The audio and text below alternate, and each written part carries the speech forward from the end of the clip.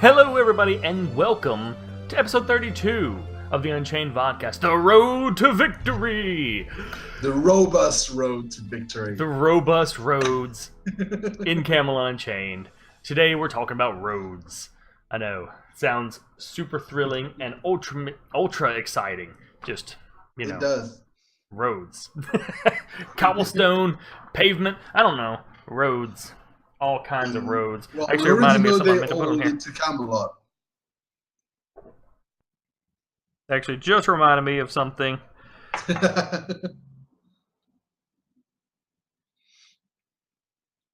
Haha, alright. Real fast so I won't be able to read it later. I forgot my topic list again at work. Again? And so, about an hour ago, that's why when you wanted to test audio, I was sitting here trying to rewrite this from memory. And I was like, oh god, what was it? What was it? I don't know. But yeah, infrastructure is important. Roads are important. It's been a long time since CSC's really talked about roads in any amount whatsoever, really. I think the only time we've really gotten any concrete info was during the original BSC days map video, where they talked about how there's going to be all these huge maps and all this vast amounts of travel time, and roads are going to help cut down on that travel time some. So that's pretty much what we know. So instead, we're going to launch out into the wild realm of speculation and our own silly desires. So, the first thing, how roads work. And the first thing I wanted to say is, how do you think they should be built? Well, by whom or how? Just kind of both. There should but be starting with by whom, because I see two main possibilities here. Either CSE makes all the roads, or the players build the roads. Or a mix of both? Or a mix of both. I'd say I'd like a mix of both. I agree. Kind of remember them talking about player-built roads. And if only because, since we're gonna have player-built cities, having a road leading to that city, it's kind of a good thing. Especially if you want it to become a pretty big hub. So I'd like the roads to be. I'd like there to be roads built by CSE, since. For the caravans, we know that there's going to be caravans operated by the game, automatic ones. So for those, and for the first few months of the game, having roads to be able to go to the beginning of the front lines would be nice. After that, that's going to be all player built. I do think there are a couple reasons I would really like to see some CSC built roads, because I see people in chatter a couple people saying that they think it'll really be player built, and I would agree in large part. I do think the majority of roads should be player built in some fashion, but I do think there's some good arguments for CSC having some initial permanent roads that they've built that exist in the game. The first one is to make sure that there's a little bit of control over the initial layout of things on the safe island, the close island. That's what I'm talking about. There should be main roads. It's like of course the safe zone, but then like maybe the first nearest island or something might have some established roads or something on there. They're going to be destructible anyway, so if the player don't want them there, they can always maybe. I don't know. And that's what I mean. Like, I think CSE roads shouldn't be destructible. I think there should be some permanent, like, highway type roads. Not a ton of them. I mean, just like two big main thoroughfares. They go, okay, this one goes this way, this one goes this way. There you go. You can always treat them lore-wise as remnants of the old Camelot realm. Yeah. Or just something that's built and maintained by the king. And even if it could be destroyed, it would be automatically repaired and everything over time. Because it's upkept by the realm. And I think some arguments for that are, one, that, two, to facilitate early trade. because it's going to take time for players to build keeps and to build trade routes and roads and everything to facilitate early player travel. Because we have to remember the islands are supposed to be really big, and they've talked about like the big initial islands being like maybe 30 minutes to cross. Well, what if they already have some major roads built? That might help with some of that initial travel out to the battles and everything. Whereas if you go off road, then it's going to be slower. But let's see, I think roads in the Star City is a given. Obviously, they'll have to have those. Yeah, of course. But I do think maybe the nearest island, not just the Star City, on the safe island or safer island, you know. Everything in that island will be CSC built. So having roads leading out and to them, and I would agree that at least for the first part. If they want to make them degrade after a time, so only the player built ones remain after a few months, that's possible too. But for the beginning of the game, they need a way to get the people to battles, and crafters will not be able to do that very fast. So if there's already existing towns, existing roads, you're gonna get to battles a lot faster. And it gets the game starting faster. And they keep saying that they're always about fun. If the first 30 minutes of your gameplay when you created your character is running through the forest, not seeing a soul, to try to get to the battle and getting lost in the middle of the forest, that's not fun. So having roads to lead you to the first front lines would probably be a good thing. Now, I do agree with Arbicus here, and it kind of segues into another point. I think the building by players should be on existing roads, upgrading them with quality of life changes for caravans and siege equipment, movement buffs. Mainly, I agree with the aspect of upgrades. I guess my point I wanted to move into on that is, what should the roads cost to build? Like, how are they built? What are the requirements and the costs that should be invested in these roads? It should be a balance. If they give a big speed buff and movement buff compared to off-road, they should be expensive. Take time and be expensive to build. If they give quality of life buffs, they shouldn't be too much of a hardship to build. Now, one thing I do agree with is Arcane Cloister's question. I do think that these should be built. They should have a realm renown requirement. So you can't, not just anyone can build roads. If you have the resources, you need to have, just like a keep, you need to have the realm renown to be able to lay down a road of a certain range. Now, we don't know that that's how it's going to work. Since they're doing that with keeps, it makes sense to me that they would also do that with roads. I agree with that. Having the renown to be allowed to build a road, it's basically a means of transport through the realm. So the king should have the say in who can build a road where, and be able to maintain it. It needs to cost either. The thing is, for the cost is, do you make it cost to the ones who built it, even if others use them, or do you spread the cost on the realm? Which kind of comes down to taxing a little bit.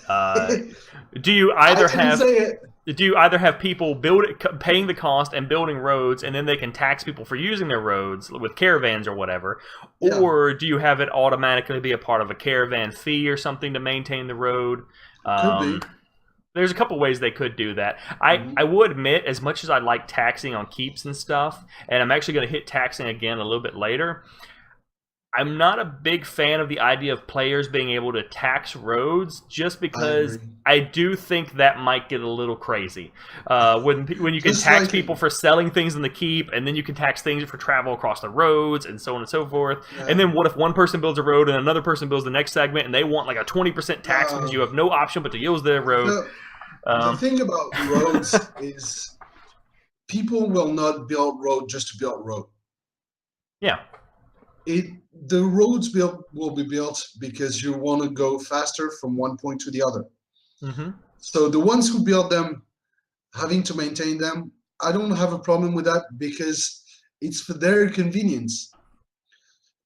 If I want to build a road from the main city to our town, it's to our benefit. I'm okay with paying for the maintenance of the road. Now, one thing I think should be a requirement for building roads, just to keep things somewhat simpler and to help keep people from just building roads to random places and stuff, I do kind of feel like perhaps roads should have to go to a specific location. Yeah, and by that I was mean about to like say that, yeah. they have to go to either a place of power, or they have to go to a keep, or they have to go to a bridge, or they have to go to... I'd like the roads to be able to not being able to be built from the main city to somewhere, but from somewhere to the main city. You can't build from outward, but inward towards the city rather than just... so you need an endpoint before you can start building. And then you need a starting point, and your endpoint is the main city. Yeah, I agree. Like I just feel like you should either be building like a keep to a keep, or a place of power to a keep, or a keep to the main city, or something like that. You can't just build and go, okay, I want to build it to the middle of that lawn over there, and someone's going to walk down it and go, what the hell? Like, where am I now? They should see a road and go, and know that goes somewhere. I want to follow that. It'll take me somewhere. Now, I do think that also there could be different levels of roads, perhaps. Yeah, like, I agree with that. Arcane just mentioned that a dirt road will cost you less to maintain than a full brick road. And maybe you have to start with a dirt road, and then you can upgrade it over time into a cobblestone road or whatever, and that'll have better speed buffs, which we'll get into in a little bit with some of the travel time talk. I had one other idea about how the roads could be built that I didn't want to mention initially because I wanted to get some of this cost and benefit discussion in. Yeah. And that is, what about the idea that while players do build roads, the roads are built not individually by individual players or guilds, but they're built passively by the amount of caravan traffic you send down a certain path. That's actually a pretty interesting idea. So if you if lots of different crafters are sending caravans to this one keep, it's going to have a better road. Then you can start it by requesting the realm to allow you to build a road from one point to the other, and then as traffic grows, the realm decides that a better road, which costs more law-wise, it's also the king is charged with the well-being of the realm. Building a road from one house to the other, a full brick road from one cottage to the other, is not cost-effective. But if you have a huge traffic between those 2 points, the realm might decide that a better built road, a brick road rather than a dirt track, or even a well-maintained road as the traffic grows, might be worth it. And then the game builds it passively. Again, we don't have brand in here, but the problem is, code-wise, how feasible would that be? That's the thing. I think it would be. I mean, you've got that kind of thing in a lot of games. I mean, you look at Civ 6. It's obviously a much simpler game. But you look at Civilization 6, you set up a trade route, and as this is what gave me the idea. The trade route starts going, and as it travels, it builds a road with it to the next place. And what I like about the idea is, one, players are still building the road because they're deciding where they want to send their goods. And so crafters are kind of still building the road, but no one's really individually tasked with having to build and pay maintenance on the road. The maintenance cost is in the cost of the caravan already, and so you don't have to worry about taxes, you don't have to worry about stuff like that. I do kind of like the idea of maybe players being able to build an initial like dirt road or something, and pay that cost and build an initial dirt road somewhere that has like a small benefit, and then perhaps the trade route, or maybe even they might have a way Traffic. to measure how many people travel on the road. Yeah. Like the traffic of people traveling up and down the road might Yeah. also increase it and make it better, make it upgrade. Well, I mean, contrary to go radar, ahead. I would think that building roads in other realms islands might Would be really hard. yeah, first really hard, and two extremely expensive if it's even allowed. I would prefer having to have at least a certain amount of places of power on this island owned by your realm before you're being able to do that kind of quality of life uh, building a keep and building things like that. Yes, because that's defense positions or invasion positions also. A road, you might be able to do a dirt track, for example. Yeah, but a full-blown road, I would prefer not being allowed to do that unless you have taken ownership of some of the island and it's part of your push to remove the realm from the rest of the island. I don't necessarily have a problem with a realm being able to go to an enemy's island and start building roads, just like they can build keeps. But one, as we said before, if they go that route, you have to already have a keep or something there to build to. Otherwise, you can't build anything.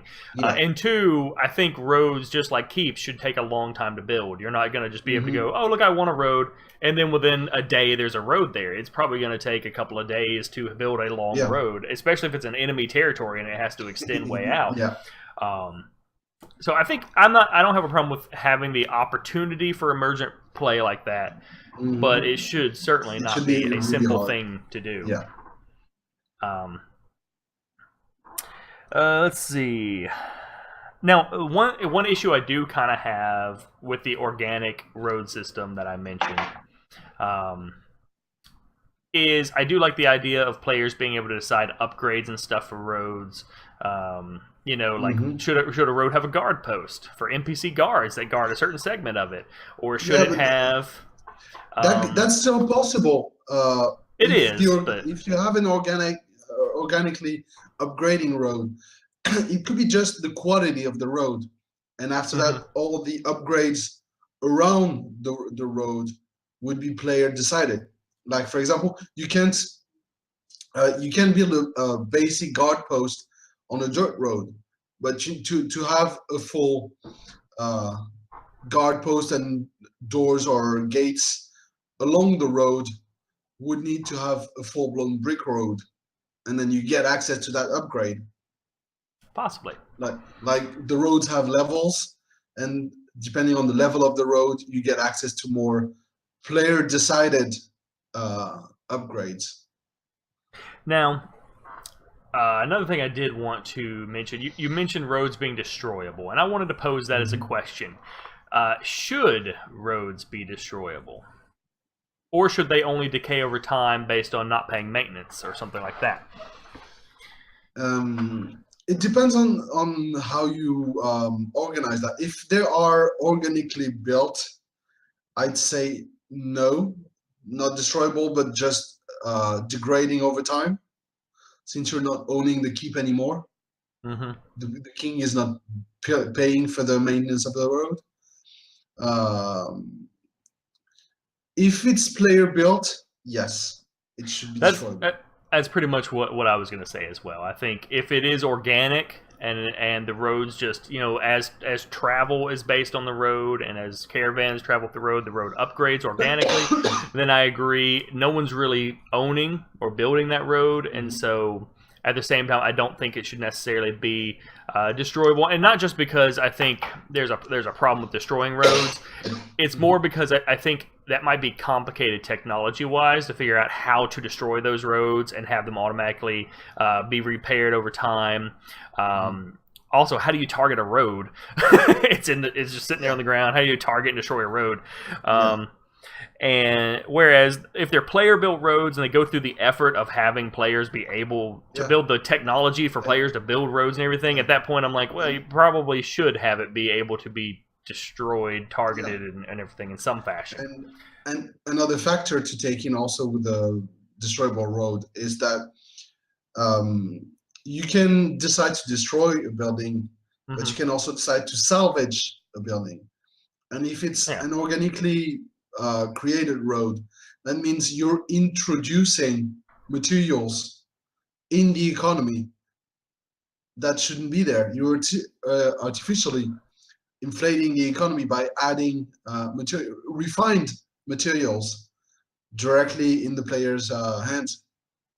Yeah, and I do agree with Rhaegar. Everything is designed to be kind of temporary in the game. Everything's kind of either destroyable or otherwise temporary in some fashion. I absolutely think all roads should have some sort of maintenance cost in some fashion. With the organic roads, that would probably be the caravan traffic. You know, you pay for caravans, and or people traveling through it. That's kind of theoretically paying that maintenance cost and being worth the investment. Otherwise, it downgrades and may disappear completely. For player-built roads, I definitely think that people should have to pay some sort of maintenance cost to keep them up over time. I don't think it should be crazy, but MJ said yesterday that money will not have as much of an importance in CU as it does in other games. I think it's more a question of maintenance. If it's player-built, you're going to have to go out and repair the road, not just pay for the repairs. Go out and fill the pothole. Just put some more bricks on the side because they fell off. Or maybe that seems kind of boring to me. But maybe the enemy attack. My problem with that is, yes, we're going to have a lot of crafters, but that becomes way too much micromanaging. That's why I was thinking more like by paying maintenance. I was thinking like, okay, it's a stone road. You put a certain amount of stone in storage to have it be upkept, to have somebody or repaired. If someone damages it or attacks it, then you do have to go out and manually repair it, or something like that. I'm definitely not against the idea of having roads be attackable and destroyable. More so, I don't know exactly how that would work per se, because roads are usually in the ground, and so I guess that's really kind of an issue with building it up, period, is how they're going to do that with the ground and everything when we're not going to be able to dig or anything. So I don't know. Well, you might be able to push when you're building. Might be able to push the blocks in the ground, but so they stick high enough above the ground that they're targetable, basically. Yeah, they do seem to have blocks going into the ground and everything in cube anyway, so that might not be an issue. You may be able to build into it, you just can't dig into it. Let's see.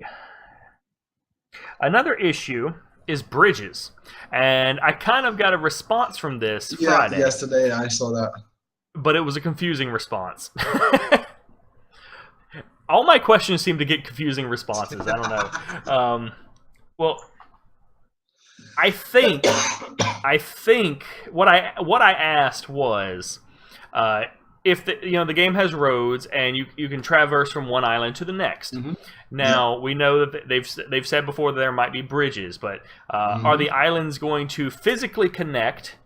Or will there be bridges? And if there are bridges, will they be built based on some sort of templates in the game, or based on cube? And Mark Jacobs' answer was, "We're going to have both." And I'm like, "Are you talking about both cube and templates, or both land locking and bridge?" Which one? What I understood was land locking and bridge, as in that was my assumption too. When you get one of the anchors, one of the stabilizers possessed by your realm, it's going to drag the island closer to your realm. But as you do so, it will not physically connect one island to the other. There's still going to be a gap that you're going to need to close by bridges. But if he's saying that they will eventually physically lock together because it's both, then they would. Both means to me that if an island, say, has to be reached by boat, if you own it long enough, the stabilizer will drag it towards your territory so that it's close enough to be crossed by a bridge rather than having to take a boat to go to the other side, but not physically locking one to the other. I have to say that doesn't make sense with the response of both to me. Because I was asking if they're going to lock together or if there's going to be a bridge, and he says both. So I'm like, so they'll touch together and there'll be a bridge. I think what he understood, and from what I remember of the response, was that he thought that, yeah, the stabilizer will pull the island closer to your territory so that you can build a bridge. That's what I understood from the both. I can be wrong, but that's my take on it. Yeah, he didn't touch the second half of my question, which was, are the bridges going to be template bridges of some sort, like pre-designed, or are we going to be doing cube bridges? We could be doing cube blueprints. Yeah, well, and that's something I think would be really cool, and I think would be ideal, because then you could build, like, bridge keeps. I mean, you could build big bridge castles and stuff. It's gonna remember, which is risky, but cool.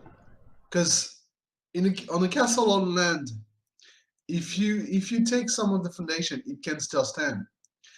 Take out a couple piles. Oh yeah. In a bridge keep, the bridge and the keep go down. Well, I mean, usually, you have a bridge, and then you might have buildings on either side of the island. But in that case, like, if the islands start to move away, I mean, your whole thing is going to fall down, so it's kind of risky. But in some cases, that might be a cool thing to have.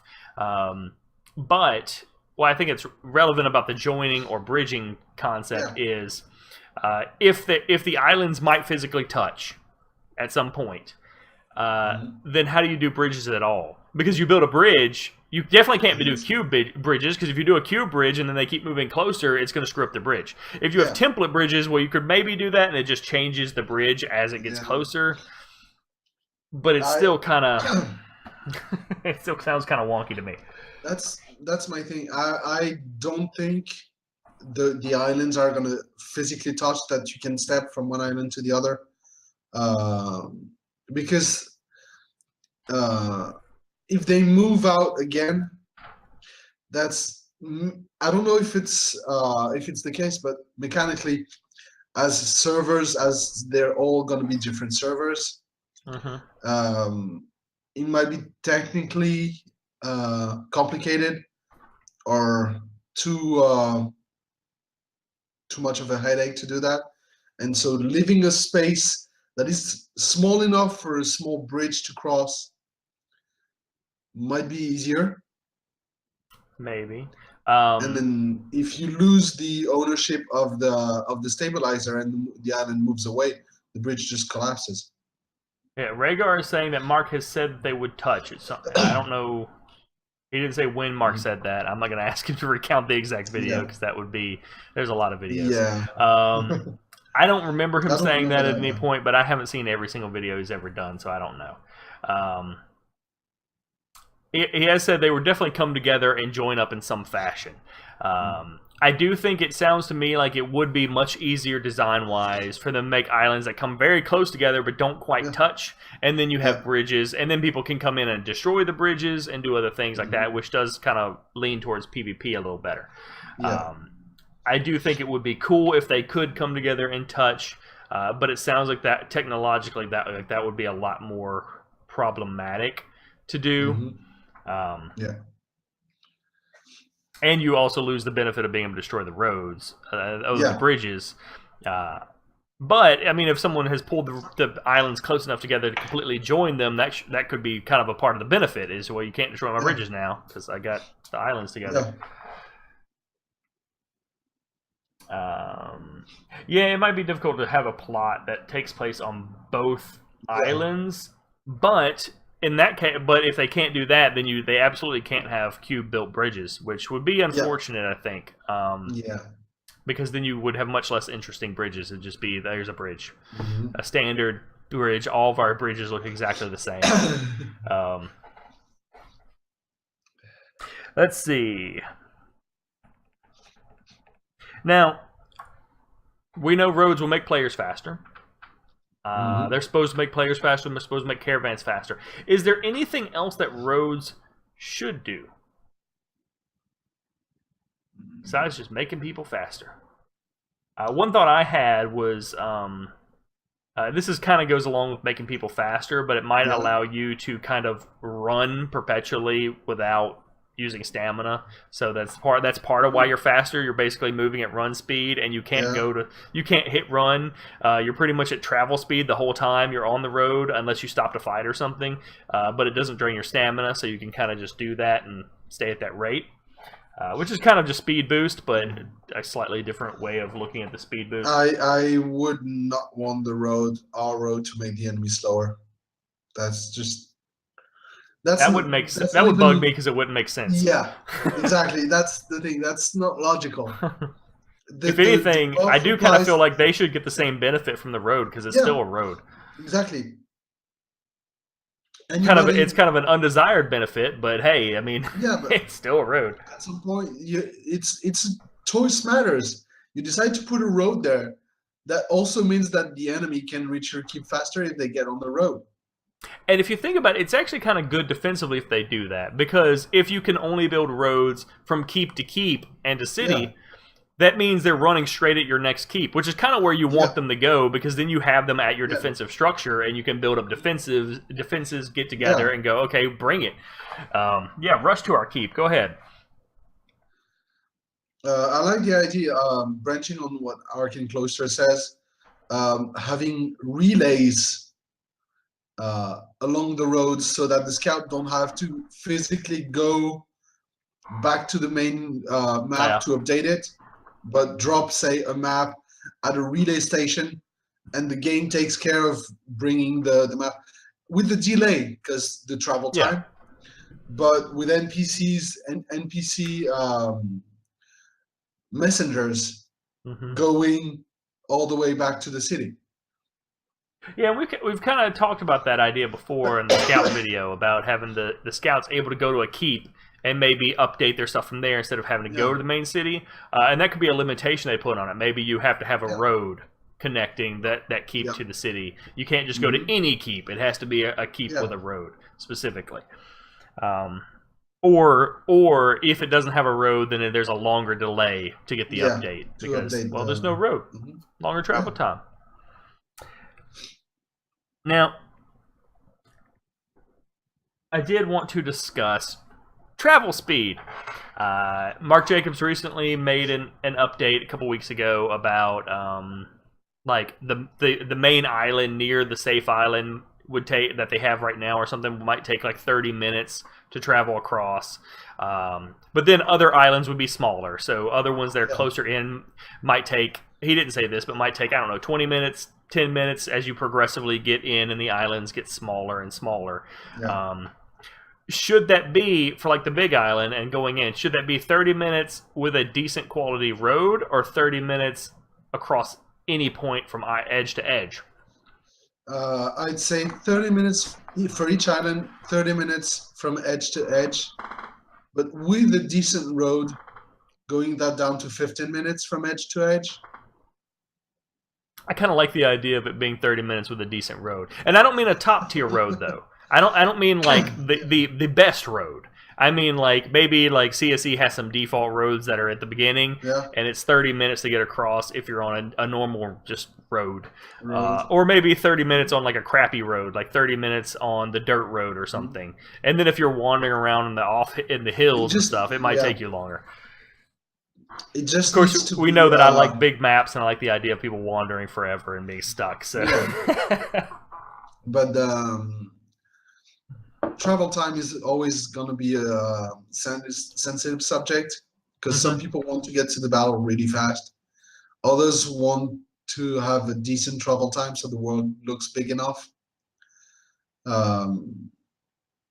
I do think that 30 minutes to cross an island is a good enough time, especially if we have a lot of islands. And we have to remember they're also going to be like boat transport and stuff to make transport. So, just because walking across an island takes 30 minutes, it doesn't mean you're going to have to do 30, 20, 10, 10 through islands. You may be able to do one 15 to 20 minute boat ride to cut through a couple of islands. So, really, when I think of the travel time amongst the island, I'm thinking of how long it should probably take to get to combatants that are on that island. Yeah. If someone's on the other end of that island, should you be able to get to them in 15 minutes? Or should it take you 30 minutes to get to where they're staged at and attack them? I'd say that's why I think without road, 30 minutes to get to where they're at is a good enough time. And if you have a road, 15 minutes or whatever speed buff it gives you, I'd say 15 Maybe. minutes is a good time, because 15 minutes to get to a battlefield is more than any other game has done so far anyway. I So might be willing to concede that, just because when you're off the road anyway, you're probably going to have yeah, more difficulty going through terrain yes, and hills and things. It's exactly. going to So slow you down anyway. it's I don't know how you say that in English, but in French it's basically 30 minutes bird flight, which means beeline, Yeah, straight as the line. bird flies. Yeah. So As the yes, crow 30 flies. minutes straight in a straight line. Yeah, but if you don't have a road, it's not going to be a straight line. So you're going to have to go around terrain. So I think that's a decent enough time. All right, let's see what we And got yeah, here. as Bad Lunar Rising says, to delay the enemy, you could trash the road. Maybe. That's another tactic. As Rhaegar just said, there's less chance of being ambushed if you're not on the road. So Yeah, sometimes definitely. there's benefit in going off road and Slower, circling around, especially if you want slower. a sneak attack, Yeah. or something like that. You're Even going to for have the to get off the road. caravans, actually, because Yeah, if you have a road, you can kind of expect the caravan to go through that. So setting up an ambush to attack caravans for the enemy realm is pretty easy. It's easy target. That's also why they said at least the automatic caravans will have an insurance, because their path is going to be set. Everybody will know where they go through, so it's really easy to set up an ambush there. But if it's a player-run caravan that doesn't automatically want to go along the road but go take the long way through the terrain, it might take longer to get your goods, but there's less risk of being attacked. and that's kind of one of the things I like about the idea of the organic road, building up by caravan travel and everything, because then if one person finds like a sneakier route to send their caravans and they start sending it around this way, initially that's not going to do anything, but if if several people start doing that with them, eventually there's going to be a dirt road there, and then it's going to start building a better road, because they're going to go, all the caravans are going this way, we better put a road there. And that's kind of an unintended thing, but it changes things up. So then once you've got a road there, you're like, oh crap, they know we're going this way, so we've got to switch and find another route. And I think that could like this idea. Kind of make the game a little more dynamic and interesting, because over time you'll have to change up, and you can't just do the same thing over and over and over again. I'm just going to set toll booths on the road to get taxes. I mentioned that I don't like the idea of taxing for roads, even if they're player-built roads. Yeah. I'm a little wary of that. I do like the idea of tolls on bridges. If they're player-built bridges, definitely. If they're manually player-built bridges, I do kind of like the idea of having a toll on the bridge, because it's more controllable. Like, my problem with the roads is there's so many different roads and so many people can have a road that it seems like that would just be it could be very complicated for the economy to have everyone taxing at different rates and everything. If they were going to do that, I would think it might need to be a standard rate of some sort for the tax, and that's just it if you turn it on. But for the toll bridges, even if it's a standard rate or not, I do kind of like the idea of a bridge being able to tax. But to branch also on Bad Lunar Rising's idea, actually, of the lemonade stand, you could need, with the caravans on the road, the speed buff could be temporary, and you would need to stop at a relay station to rebuff the speed buff for your caravan. Otherwise, you go at the slower pace. Yeah, and that could again go back to keeps. If the distance is too far between one keep and the next, then perhaps your caravans will slow down and take longer. Whereas if there's more stops and kind of positions between there, then you get kind of better benefit for it. Yeah. Could happen. One more thing, I only have one more question about roads, and it's pretty ambiguous, open one for chat and for you, of course. This, I guess, is the opportunity to bring up any of myriad issues you may have about roads, which is there anything else that you want for the road system, that you want for roads and travel in the game? Besides what we've already discussed about roads doing. Obviously. That's a good question. I think we discussed pretty much everything I had in mind about the roads. One minor thing I have, to give you a chance to think on my question. Yeah. As I've said before, I don't really give people these questions ahead of time. I just think of them and then put everyone else on the spot. One thing I would really like to have in the game, which I think they would probably do, is realm-specific stylings for roads. Now, a dirt road is a dirt road. A dirt road's going to look like a dirt road. But when you start getting into stone roads and stuff, maybe the Viking stone road and the Arthurian stone road's going to look a little different. The Arthurian roads should look like the Roman roads, so paved and very straight, and the Viking ones should be like stone roads, the cobblestone roads. Like cobblestone, yeah. Really impractical, really a pain in the ass to run a caravan on. And for the TDD, they should be limited to dirt roads. You're not allowed to cut any rocks or anything for this. A plank road. Yeah, but even if it's not like changing materials, but at least like the change in the texture and the styling and everything of like the higher level roads, I think that would be nice. You always know whose territory you're in when you walk over there and you see the road. Actually, Arbacus has a good idea.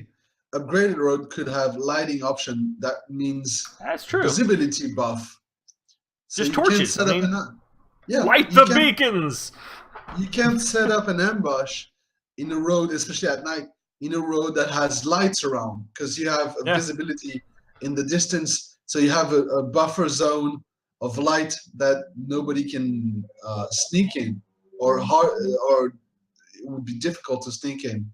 Another thing you could have is like the beacons of Gondor. A keep could have upgrade with a road or something where maybe the keep sets an alert, and if there's a road that's high enough level, they have torches or something that light up, and it's like, the beacons are lit! Gondor calls for aid! It'd just be a nice visual effect. That would only work if you only have local chat. Because otherwise, you just... Oh, yeah. Well, I mean, I'm not saying you would necessarily need that, but it would be cool anyway. Yeah, if there's wide enough chat, then you're just going to be able to talk to people and ask them anyway. Yeah. Can you comment? But still. I'm kind of assuming there's not going to be a realm chat, though, in the game. Like, realm-wide chat. Alliance chat... Area chat, but not like realm-wide chat. Yeah. So you could have like beacons or something going back to the starter city, and then they'd be like, and everybody's like, oh, they need help. We'll go that way. 30 minutes later. 30, how far away is this keep? Does anybody know? No, that's not worth going there. Yeah, forget we'll that. We'll be late anyway. Well, once the torches get back to the starter city, you can flag it on the map and then go, look, it's here. Yeah, no, that's too far. I'm staying at the pub. Forget that. By the time I get there, that keep's going to be gone. And yeah, there will be a realm chat over on Discord. We all already know that. Yeah. But again, the thing is, you have to account for pugs. Yeah. Probably 40% of the people playing the game are not going to be in a guild. Their guild is not going to be in the private Discord and so on and so forth. So you have to have ways to communicate with those people and get them in and get them to battles.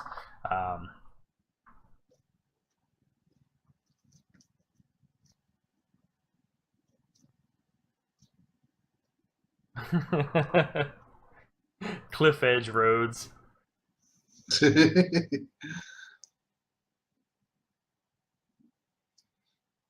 Well, remember the in game is going to use Discord, so we don't know exactly how that's going to work. So you might be able to make custom channels that anybody could join. Personally, I'm hoping they have some level of control over the chat so that you can have like guild chat and alliance chat, and you can maybe have local chat and group chat, but you can't just make a chat that anybody can join in game. Make a realm chat. You would need to just go to Discord, not in the game, but go to Discord to make the realm chat, and the chat doesn't port over to the game. Yellow brick roads. Signage on the road could be a thing. That's possible. I wouldn't want to see too many signs because people will abuse that crap. You know they will. No, you can request a sign from the realm. Like the signs could be dependent on realm rewards. Yeah, exactly. The rewards could be dependent on your realm prestige, basically. And then you have billboard for your guild advertisement along the road. I agree. If you build a road that goes in a circle, the Vikings will just keep going around it and around it. Yeah. Just make sure there's a goat running along the road, and then you're sure the Vikings will follow it. Dispensary 3.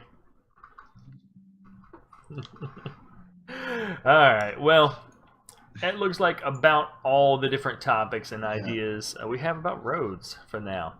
Hopefully we'll get some sort of confirmation information about that. I'm sure we won't until Beta 1 is well underway. At least, They did at least give some interesting information about that recently. Mark Jacobs said that basically once the VFX and animations are in, we'll know the date, which might be next month. Then they'll give us the date for Beta 1. So we kind of have a date. Maybe next month. Probably not. So that's what it is. For other things coming up, we do have. I actually know what the topic is for the next episode. This Saturday, we're doing another episode. We skipped. We didn't do last week. This episode was supposed to be last Saturday. I was gone, so we moved it back to today. So we're gonna double up. We're doing this episode, and in 1 week we're doing another episode. Episode 33. We're gonna talk about seasonal events and special server events and stuff. What kind of things we want to see. Be here for this one. Sadly, Kriss will not be here. He's over there. On my screen, he's down there. He's over there. I'll be celebrating my birthday. You'll be celebrating your special server event, and we'll be talking about special server events. And so, join us in a week for that. I expect it's going to be a very fun and engaging topic. So, hopefully, we'll see a bunch of you back for that. I'm sad I'm missing this one because I like those kind of things, and I know they talked about GM events being a possibility. So I really want to see a lot of that kind of stuff, but we're going to talk about that in 1 week. Next week. Shameless plug in the meantime, on Tuesday nights on this channel, I live stream some really bad Overwatch playing. And on Friday nights, you can see the schedule down on my details. I do Fallout 4 and let people tell me what stupid things I should do. And now that I have a decent computer, I'm going to start streaming also more regularly.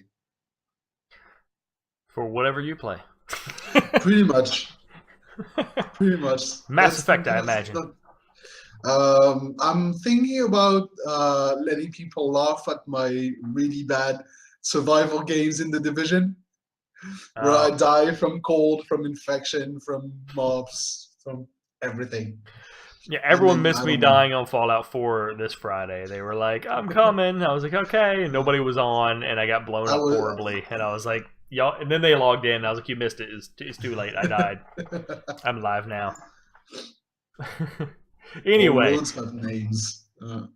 So, 1 week from today, we will have another episode. I hope to see everyone there. Until then, except for Kriss.